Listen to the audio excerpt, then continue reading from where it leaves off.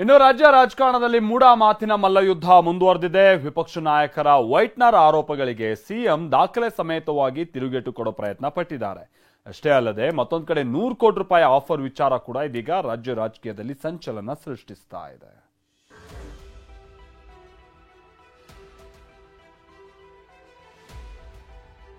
ನಿಮ್ಮ ದ್ವೇಷದ ಕನ್ನಡಕ ಕಳಚಿಟ್ಟು ನೋಡಿ.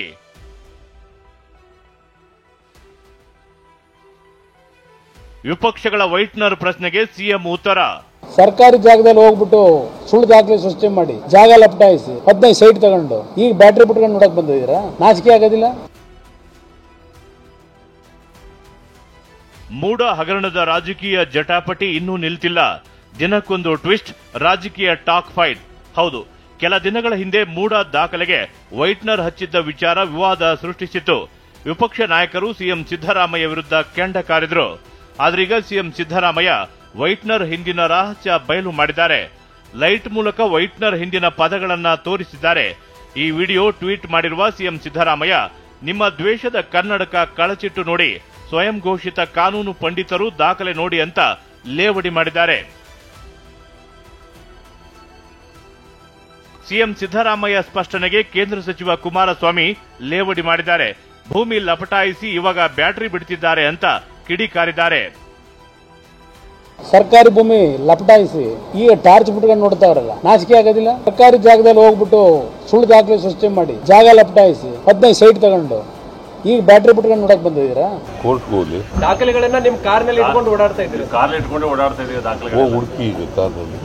ಕುಮಾರಸ್ವಾಮಿ ಅಂತ ಸುಳ್ಳು ಹೇಳತಕ್ಕಂಥ ರಾಜಕಾರಣಿ ಇಡೀ ದೇಶದಲ್ಲಿ ಯಾರು ಹುಟ್ಟಿರಲಿಲ್ಲ. ಡಿಸ್ಪ್ಯೂಟ್ ಇದೆಯೇನ್ರಿ? ಹಂಚಿರೋರು ಯಾರು? ಅದರ ಅಧ್ಯಕ್ಷರಾಗಿದ್ದವ್ರು ಯಾರು? ಬಿಜೆಪಿಯವರು. ಆಪರೇಷನ್ ಕಮಲ, ಗಣಿಗ ರವಿ ಆರೋಪಕ್ಕೆ ಧ್ವನಿಗೂಡಿಸಿದ ಕೈ ಶಾಸಕ. ಇನ್ನು ನಿನ್ನೆಯಷ್ಟೇ ಶಾಸಕ ಗಣಿಗ ರವಿಕುಮಾರ್ ಆಪರೇಷನ್ ಕಮಲದ ಯತ್ನ ನಡೀತಿದೆ ಅಂತ ಸ್ಫೋಟಕ ಹೇಳಿಕೆ ನೀಡಿದ್ರು. ಈ ಮಾತಿಗೆ ಕಾಂಗ್ರೆಸ್ ಶಾಸಕ ಜೆಎನ್ ಗಣೇಶ್ ಧ್ವನಿಗೂಡಿಸಿದ್ದಾರೆ.